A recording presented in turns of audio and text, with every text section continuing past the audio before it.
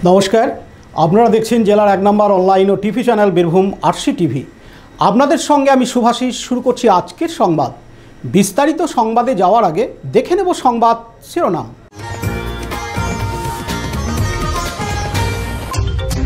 বীরভূম জেলার দুবরাজপুরে খোঁজ মিলল নরেন্দ্র মোদী। বিজয়া সম্মেলনী শুরু হওয়ার ঠিক আগেই অনুষ্ঠান ভবনে আগুন। বিশ্বভারতী এলাকায় দুঃসাহসিক চুরি।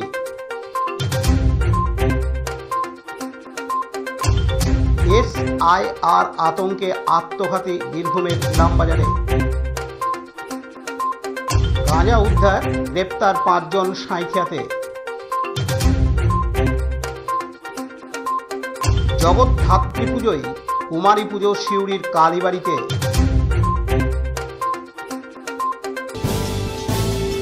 এবার সংবাদ বিস্তারিত।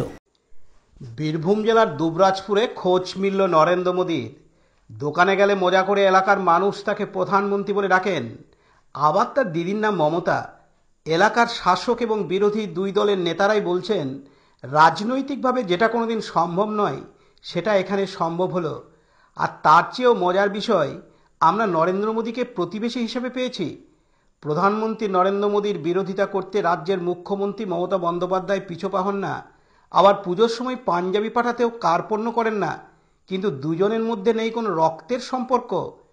তবে কাকতালীয়ভাবে দুবরাজপুরে সন্ধান মিলল নরেন্দ্র মোদী এবং তার দিদি মমতার, এবং তাদের সম্পর্ক অনেকটা প্রধানমন্ত্রী এবং রাজ্যের মুখ্যমন্ত্রীর মতো। দুবরাজপুর পৌরসভার 13 নম্বর ওয়ার্ডের বাসিন্দা নরেন্দ্র মোদী পেশায় মুদিখানা ব্যবসায়ী, এবং তার 3 দিদি বোনের মধ্যে এক দিদির নাম মমতা আগরওয়াল। আর দুজনের নাম সামনে আসতেই কার্যত চক্ষু চড়ক গাছ বিজেপি এবং তৃণমূল নেতা উভয়েরই। এদিন বিজেপি নেতা সত্যপ্রকাশ তেওয়ারি জানান, আমরা অ্যাকচুয়াল কিন্তু নরেন হিসেবেই চিনতাম। ভোটার লিস্ট দেখে জানতে পারলাম তার নাম হচ্ছে নরেন্দ্র মোদী। বেশ এটা কৌতূহল, হাসির বিষয় যে আমাদের এখানে আমাদের প্রতিবেশী, আমাদের ভাইয়ের মতো একটা নরেন্দ্র মোদীকে পেয়েছি। এবং কাকতালীয় তার বাড়িতে তার একটা বোনও বেরিয়েছে, তার নাম মমতা। সেটাও একটা বিষয় যে এক ঘরেই মমতা এবং নরেনকে আমরা পেয়েছি। বেশ এটা একটা মজার বিষয়, হাসির বিষয় যে আজকে আমরা দুবরাজপুরবাসী 13 নম্বর ওয়ার্ডে আমরা নরেন্দ্র মোদীকে পেয়েছি এবং মমতাকে দুটো একটা ঘরেই পেয়ে গেছি। বেশি হিসেবে দেখিনি, কারণ ওকে অনেকটাই গ্যাপ ছিল বা ওর দিদি এবং ওর এর মধ্যে কোনোদিন আমরা সেরকম আচরণ শুনিনি, বা নিজেদের মধ্যে কোনো মানে সম্পর্ক খারাপ ছিল এরকম আমরা শুনিনি। ভালো সুসম্পর্ক ছিল। খুব সহজ সরল ছেলেটি নরেন্দ্র মোদী, খুব সহজ সরল ছেলে এবং খুব সৎ ছেলে, খুব ভালো মানুষের ছেলে একটা। অন্যদিকে দুবরাজপুর শহর তৃণমূলের সভাপতি স্বরূপ আচার্য বলেন, নরেন্দ্র মোদী দিদির নাম মমতা, এটাও কাকতালীয়। কারণ আমি তো আপনাকে আগেই বলছি যে তাদেরকে লক্ষ্য রেখে কিন্তু এই নামকরণ হয়নি। কারণ একটি 50 বছরের ছেলে, তার নামকরণ হয়েছে, বা তার দিদি তার থেকে বয়সে বড়, তার নামকরণ হয়েছে। মমতা বন্দ্যোপাধ্যায় মুখ্যমন্ত্রী হওয়ার অনেক আগে তাদের জন্ম, তাদের নামকরণ হয়েছে। নরেন্দ্র মোদী মুখ্যমন্ত্রী বা প্রধানমন্ত্রী হওয়ার অনেক আগেই তাদের নামকরণ, তাদের জন্ম হয়েছে। এটা একদম কাকতালীয়ই বলা যাবে, এছাড়া অন্য কিছু নাই। যেটা রাজনীতিতে কোনোদিনই সম্ভব নয় সেটা আমরা এখানে দেখছি। এটা ভালো, আপনারা এটা খুঁজে পেয়েছেন, আমাদেরকে দেখাচ্ছেন, এটাও আমরা উপভোগ করছি। কারণ পলিটিক্যালি এটা তো কোনো মতেই সম্ভব নয়, নরেন্দ্র মোদী আর মমতা দুজনে একসঙ্গে থাকা, পাশাপাশি আসা। যেটা আপনারা এখানে খুঁজে বার করেছেন, এটা আমাদের ভালো লাগছে। পাশাপাশি স্বয়ং নরেন্দ্র মোদী জানান, আমার এটা ছোট থেকে আমার জেঠাটার নাম রেখেছিল, বুঝলেন না? তো এটা তখন তো আর নরেন্দ্র মোদী তখন নামটা প্রচলিত হয়নি। এটা এখন নেই, তো এই জিনিসটা প্রচলিত হচ্ছে। তো এতে আমার কোনো, এটা আমাদের সৌভাগ্য যে একটা প্রধানমন্ত্রীর সঙ্গে আমার একটা নাম জয়েন করা হচ্ছে। কিন্তু বিশেষ করে এটা কোনো রাজনীতির সম্বন্ধ নাই আমার। আমি একটা সাধারণ ব্যবসাদার, আর সাধারণ ব্যবসাদার থাকতেই চাই। আমরা হচ্ছে এক ভাই আমি, আর 3টে বোন আছে। দিদির নাম হচ্ছে মমতা আগরওয়াল। আমার যখনও বিয়ে হয়নি তখন আমরা একসঙ্গেই ছিলাম, আর সেটা জেঠার নাম রাখা হয়েছিল। তখনও এরকমই বলি যে স্যার আমার নাম আগে থেকে অনেক পুরাতন নাম আমার। হ্যাঁ, এটা নিয়ে তো এখন উনি নরেন্দ্র মোদী বলে প্রচলিত হয়েছে, সেই জন্য আমার নামটাকে উনি করতে চাইছেন নরেন্দ্র মোদী লেখায়। তখন ওনারা বলছে বাবারে নরেন্দ্র মোদী চলে এসছেন যে, এরকম হয়তো মজা করে, এতে কোনো নাই। না, এটা আমাদের দিদি ভাইয়ের মধ্যে একদম খুব ক্লোজ, একদম যেমন ভাই বোনের মজা হয়, হাসি ফাক্করি হয় ওরকম। আর ঝগড়াঝাটি তো ছোট থেকেই লেগেই থাকে। আমি গেলে তখন দিদি আনা করাই ওখানে। হ্যাঁ, নাহলে এমনি কেন পাঠাবে, ওখানে গেলে দিদি রসগোল্লা খাওয়ায়। ভাই আমার এসছে, আরো ভালোই লাগবে এটা, কিন্তু ব্যাপারটা এই তো কোনো নাই, ঊর্ধ্ব নাই। লালটু মুখার্জি রিপোর্ট, বীরভূম RCTV, দুবরাজপুর। দুবরাজপুর পৌরসভার 13, 14 এবং 15 নম্বর ওয়ার্ডের তৃণমূল কংগ্রেসের পক্ষ থেকে বিজয়া সম্মেলনী অনুষ্ঠানের আয়োজন করা হয়েছিল আজ বৃহস্পতিবার 30শে অক্টোবর দুবরাজপুর পৌরসভার রবীন্দ্র সদন অনুষ্ঠান ভবনে। বিজয়া সম্মেলনী শুরু হওয়ার ঠিক আগের মুহূর্তেই আগুন লাগে রবীন্দ্র সদন অনুষ্ঠান ভবনে। বাইরে বেরোনোর জন্য হুড়োহুড়ি পড়ে যায় সাধারণ কর্মীদের মধ্যে। খবর পেয়ে রবীন্দ্র সদন অনুষ্ঠান ভবনে আসে দুবরাজপুর দমকল কেন্দ্রের একটি ইঞ্জিন। তারা এসে বেশ কিছুক্ষণের চেষ্টার পর আগুন নিয়ন্ত্রণে আনেন। যদিও রবীন্দ্র সদন অনুষ্ঠান ভবনের বাইরে তৃণমূল কংগ্রেসের বিজয়া সম্মেলনী অনুষ্ঠান অনুষ্ঠিত হয়। লালটু মুখার্জি রিপোর্ট, বীরভূম RCTV, দুবরাজপুর। চীনা ভবনের পেছনে সম্পত্তি বিভাগের স্টোর রুম থেকে উধাও শতাধিক UPS ও স্টেবিলাইজার। বিশ্ববিদ্যালয় সূত্রে জানা গিয়েছে প্রায় 120টি কম্পিউটারের সরঞ্জাম চুরি হয়েছে। হেরিটেজ কোর এলাকাটি 24 ঘন্টা নিরাপত্তা রক্ষীদের নজরদারিতে থাকলেও চোরেরা তারের বেড়া কেটে ভিতরে ঢুকে চুরি করে পালায়। ফলে নিরাপত্তা ব্যবস্থার ফাঁকফোকর ফের প্রকাশ্যে এলো। অভিযোগ পেয়ে ঘটনাস্থলে গিয়ে তদন্ত শুরু করেছে শান্তিনিকেতন থানার পুলিশ। তবে লক্ষণীয়, বিশ্ববিদ্যালয়ের এই গুরুত্বপূর্ণ এলাকায় কোনো CC ক্যামেরা নেই। অনেকের মতে সেটাই চোরেদের সুযোগ করে দিয়েছে। ঘটনার কথা জানাজানি হতেই মুখে কুলুপ এঁটেছে বিশ্বভারতী কর্তৃপক্ষ। এ বিষয়ে কোনো প্রতিক্রিয়া দিতে চাননি বিশ্ববিদ্যালয়ের ভারপ্রাপ্ত জনসংযোগ আধিকারিক অতীক ঘোষ। তবে ইউনেস্কো স্বীকৃত ওয়ার্ল্ড হেরিটেজ সাইটের হেরিটেজ কোর এলাকায় এমন চুরির ঘটনা প্রশ্ন তুলেছে নিরাপত্তা ব্যবস্থা নিয়ে। প্রশাসনিক উদাসীনতা ও নজরদারির ঘাটতি স্পষ্ট বলে মনে করেছেন অনেকে। তাই বিশ্ববিদ্যালয়ের ঐতিহ্য সুরক্ষা বজায় রাখতে অবিলম্বে আধুনিক নজরদারির ব্যবস্থা ও কঠোর নিরাপত্তা জোরদারের দাবি উঠেছে নানা মহলে। কাজী আমিরুল ইসলামের রিপোর্ট, বীরভূম RCTV, শান্তিনিকেতন। এখন বিজ্ঞাপন বিরতি, ফিরে আসছি বিরতির পর। দুবরাজপুর শ্রী শ্রী রামকৃষ্ণ আশ্রম পরিচালিত অভেদানন্দ সেবামঙ্গল হাসপাতাল বীরভূম জেলার বুকে একটি অন্যতম সেরা চক্ষু হাসপাতাল। এখানে প্রত্যেক দিন স্বল্প মূল্যে অত্যাধুনিক যন্ত্রপাতির সাহায্যে অভিজ্ঞ চক্ষু বিশেষজ্ঞের দ্বারা চক্ষু পরীক্ষা ও চক্ষু ছানি অপারেশন, ফেকো মাইক্রো সার্জারি করা হয়। এছাড়াও এই হাসপাতালে অতি স্বল্প মূল্যে যাবতীয় পরীক্ষা নিরীক্ষা, যেমন রক্তের সমস্ত রকম পরীক্ষা, ECG, USG, থাইরয়েড পরীক্ষা করা হয়। এখানে অতি স্বল্প মূল্যে চশমাও তৈরি করা হয়। এছাড়াও এখানে প্রত্যেক দিন বিনামূল্যে অন্যান্য রোগেরও চিকিৎসা করা হয়। আমাদের আদর্শ শিব জ্ঞানে জীব সেবা। যোগাযোগের নম্বর 9382571046 অথবা 9564554959 অথবা 7407405155। ঠিকানা অভেদানন্দ সেবামঙ্গল হাসপাতাল, ওয়ার্ড নম্বর 4, দুবরাজপুর, বীরভূম। ফিরে এলাম বিরতির পর। বীরভূম জেলার ইলামবাজার ব্লকের ক্ষিতীশচন্দ্র মজুমদার নামে এক ব্যক্তি মেয়ের বাড়ি স্কুলবাগান সুভাষপল্লীতে এসে গলায় দড়ি দিয়ে আত্মহত্যা করেন। দেহ ময়না তদন্তের জন্য পাঠানো হয়েছে বোলপুর মহকুমা হাসপাতালে। পরিবারের শোকের ছায়া নেমে আসে। নিহত ক্ষিতীশচন্দ্র মজুমদারের বাড়িতে ইলামবাজার ব্লকের তৃণমূল কংগ্রেসের নেতৃত্বরা দেখা করতে আসেন। জেলার তৃণমূল কংগ্রেসের কোর কমিটির সদস্য রবি মুর্মু, ব্লক সভাপতি ফজলুর রহমান সহ অন্যান্য নেতৃত্বরা।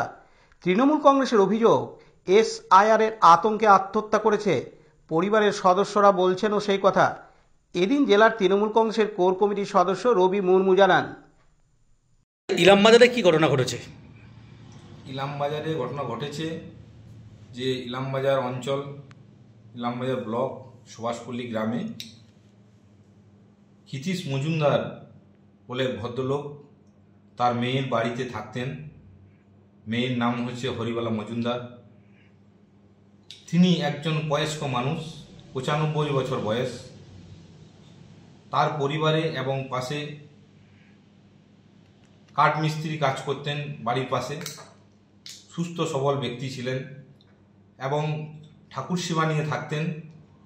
কিন্তু এনআরসি এসআই যে আতঙ্কে, সেই আতঙ্কে তিনি বাড়ির সিলিং ফ্যানে গলায় দড়ি দিয়ে মারা যান। তাকে বোলপুর সাব ডিভিশন হসপিটালে পোস্টমর্টমের জন্য পাঠানো হয়। সেখানে তাকে পাঠানো হয়। দাদা, এটা নিয়ে কি দলের তরফ থেকে কি প্রোটেস্ট করা হচ্ছে আপনাদের? দেখুন, আমরা সবাই উপস্থিত হয়েছিলাম দলের তরফ থেকে, আমাদের ব্লক সভাপতি, অঞ্চল সভাপতি, সমস্ত মানুষ আমরা সেখানে উপস্থিত হয়েছিলাম। তাদের পাশে আমাদের দল আছে এবং তাদের পাশে আমাদের রাজ্যের আইকন অভিষেক ব্যানার্জি আছেন এবং দিদি আছেন এবং সর্বত্র বাংলার মানুষ তাদের পাশে সবাই আছে। অন্যদিকে পরিবারের তরফ থেকে জানানো হয়, কি ঘটনা ঘটেছে, কালকে সন্ধ্যাবেলা তালই আমাদের ঘরে গেল। ওইখানে ওর মেয়ে গেছিলো আমাদের ঘরে, জিজ্ঞেস করলো, জিয়ারি তোমাদের ঘরে আমার মেয়ে আছে? তো আমি বলছি হ্যাঁ আছে। তো ওর মেয়েরে নিয়ে ঘরের দিকে চলে আসলো। ঘরে আসিনি, খাওয়া দাওয়া খাইলো, মেয়ে খাবার দিল। খাবার দাবার খেয়ে রাত্রেবেলা শুয়েছে। মেয়ে বাপে জিয়ে কত সময় গল্প করছে বসে বসে। তা শুনলাম আর কি আমি সকালবেলা। বাপে যেয়ে গল্প করলো, বাপে মেয়ে গল্প টল্প করি এর মতন যায়নি, এই রুমে যাই শুয়েছে, তালুর রুমে শুয়েছে। সকালবেলা উঠে তো দেখি তালুই ঝুলতে আছে গলায় দড়ি দিয়ে। কী কারণে করেছে এখন শুনি আর কি, দেশে কী বেরিয়েছে ওগুলা নিয়ে ওগুলা নিয়ে তালুর টেনশন ঢুকিয়ে গেছে। কী কারণে এই জন্য কি এই ভোটার কার্ড হয় না আগে, যারা 2000 সালে আগে যাগো ভোটার কার্ড হয়েছে তারা থাকতে পারবে, যারা 2000 সালের পরে ভোটার কার্ড হয়েছে তারা এখানে থাকতে পারবে না, তাদের বাংলাদেশে পাঠাইব। এগুলা শুনছে আর কি, বয়স্ক মানুষ এগুলা শুনিয়ে তাহলেই। কাজী আমিরুল ইসলামের report, Birbhum RC TV, Ilambazar. Birbhum জেলার সাঁইথিয়া থানার অন্তর্গত আমোদপুর থেকে সাঁইথিয়া থানার পুলিশ গতকাল বুধবার 29শে অক্টোবর 5 জনকে গ্রেপ্তার করে। তাদের কাছ থেকে 22 কেজি গাঁজা উদ্ধার করা হয়। আজ বৃহস্পতিবার 30শে অক্টোবর অভিযুক্তদের সিউড়ি আদালতে তোলা হয়। এই 5 জনের মধ্যে একজনকে পুলিশ রিমান্ড চাওয়া হয়। সাঁইথিয়া থানার পুলিশ 7 দিনের পুলিশ হেফাজত চেয়েছিল। আদালতের বিচারক সব দিক খতিয়ে দেখে 5 দিনের পুলিশ হেফাজতের নির্দেশ দেন। এই 5 জনের মধ্যে 4 জনের বাড়ি জলপাইগুড়ি আর বাকি একজনের বাড়ি বীরভূমের লাভপুর। জানা যায় ধৃতদের নাম পলাশচন্দ্র সরকার, বাড়ি জলপাইগুড়ির ভক্তিনগর; মায়া রায়, বয়স 70 বছর, বাড়ি জলপাইগুড়ি; ভালোবাসা বিশ্বাস, বয়স 61 বছর, বাড়ি জলপাইগুড়ি; পূর্ণিমা বিশ্বাস, বাড়ি নর্থ 24 পরগনা এবং মোহাম্মদ কালাম, বাড়ি বীরভূমের লাভপুরে। এদিন সিউড়ি আদালতের সরকারি আইনজীবী অনিন্দ সিংহ জানান, গতকাল সাঁইথিয়া থানার পুলিশ 4 জনকে আমোদপুর আউটপোস্টের আন্ডার একটি জায়গা থেকে 4 জনকে অ্যারেস্ট করে, 5 জনকে অ্যারেস্ট করে। তার মধ্যে 4 জনের বাড়ি হচ্ছে নর্থ বেঙ্গল এবং একজনের বাড়ি হচ্ছে বীরভূম জেলার লাভপুর থানার অন্তর্গত ষষ্ঠীনগর গ্রামে। তাদেরকে অ্যারেস্ট করার পর তাদের কাছ থেকে 22 কেজি পুলিশ রিকভারি দেখিয়েছে, 22 কেজি গাঁজা রিকভারি দেখিয়েছে এবং আজকে লানেট সিজিএম কোর্টে সেই 5 জনকে কোর্টে তোলা হয় এবং তাদের মধ্যে থেকে একজন, যার বাড়ি হচ্ছে লাভপুর ষষ্ঠীনগরে, মোহাম্মদ কামাল, অ্যালায়েন্স হচ্ছে মোহাম্মদ মফিজ, তাকে সাঁইথিয়া থানার পক্ষ থেকে রিমান্ড চাওয়া হয়, 7 দিনের রিমান্ড চাওয়া হয় এবং তার মধ্যে থেকে লানেট কোর্ট তাকে 4 তারিখ পর্যন্ত রিমান্ড অ্যালাউ করে এবং বাকিদেরকে জুডিশিয়াল কাস্টডি দেওয়া হয়। তাদেরকে অ্যারেস্ট করা হয়েছে আমোদপুর আউটপোস্টের কাছাকাছি স্টেশনের একটা সংলগ্ন জায়গা থেকে, রাস্তা থাকতে। তাদের নামগুলো হচ্ছে পলাশচন্দ্র সরকার, যার বাড়ি হচ্ছে ভক্তিনগর, ডিস্ট্রিক্ট জলপাইগুড়ি। আরেকজন অ্যারেস্ট হয়েছে মায়া রয়, যার বয়স হচ্ছে 70 বছর, বৃদ্ধা বয়স্কা মহিলা, যার বাড়ি হচ্ছে জলপাইগুড়ি। এবং আরেকজন নাম হচ্ছে ভালোবাসা বিশ্বাস, যার বয়স হচ্ছে 61 বছর, তারও বাড়ি হচ্ছে নর্থ বেঙ্গল জলপাইগুড়ি। এবং পূর্ণিমা বিশ্বাস, যার বাড়ি হচ্ছে নর্থ 24 পরগনা। এবং একজন মোহাম্মদ কামাল অ্যালেন্স মোহাম্মদ মফিজ, যার বাড়ি হচ্ছে বীরভূমের লাভপুর।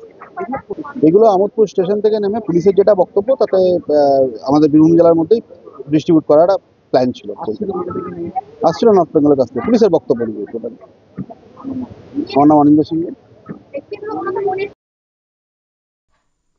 পার্থ দাসের রিপোর্ট, বীরভূম RCTV, সিউড়ি। সিউড়ির কালীবাড়ির সদস্যরা বেশ কয়েক বছর ধরে জগদ্ধাত্রী পুজোর আয়োজন করে আসছেন। এবছরও ভক্তি ও নিষ্ঠার সাথে দেবী জগদ্ধাত্রী পুজোর আয়োজন করেছেন। আজ বৃহস্পতিবার 30শে অক্টোবর সকাল থেকে এই সপ্তমী পুজো দিয়ে শুরু করেন তাদের পুজো। কারণ একদিনেই তারা 4টি পুজো সম্পূর্ণ করেন। প্রথম সপ্তমী, অষ্টমী একসাথে সম্পূর্ণ করেন। তারপরেই শুরু হয় নবমী এবং দশমী পুজো। নবমী এবং দশমীর মাঝে প্রতি বছরই দেবী জগদ্ধাত্রী রূপে এক কুমারীকে দেবী রূপে সাজিয়ে দেবীর আসনে বসিয়ে কুমারী পুজোর আয়োজন করা হয়, যা দেখার জন্য উপচে পড়া ভিড় জমে কালীবাড়ি চত্বরে। প্রতি বছর এই কুমারী পুজো হয়ে আসছে বলে জানিয়েছেন কালীবাড়ির পুজো উদ্যোক্তারা। 1 বছর আগে থেকে 6 বছর বয়সী বাচ্চার মায়েরা যোগাযোগ করে থাকে এই কুমারী সাজানোর জন্য কালীবাড়ির পুজোর সদস্যদের সাথে। এবছর কলকাতা থেকে আগত সুস্মিতা শিবম জানান, 1 বছর আগে থেকে কুমারী রূপে সাজানোর জন্য যোগাযোগ করেছিলাম, যা আজ এবছরে তার 6 বছরের কন্যাকে কুমারী রূপে সাজিয়ে উমা রূপে পূজা করা হচ্ছে। এদিন তিনি আরো জানান, আমার মেয়েকে আজকে সিউড়ি কালীবাড়িতে কুমারী রূপে পুজো করা হচ্ছে। 1 বছর আগে থেকে, আমি 1 বছর আগে থেকেই যোগাযোগ করেছিলাম। এবছর ও সুযোগ পেয়েছে। ভীষণই ভালো লাগছে।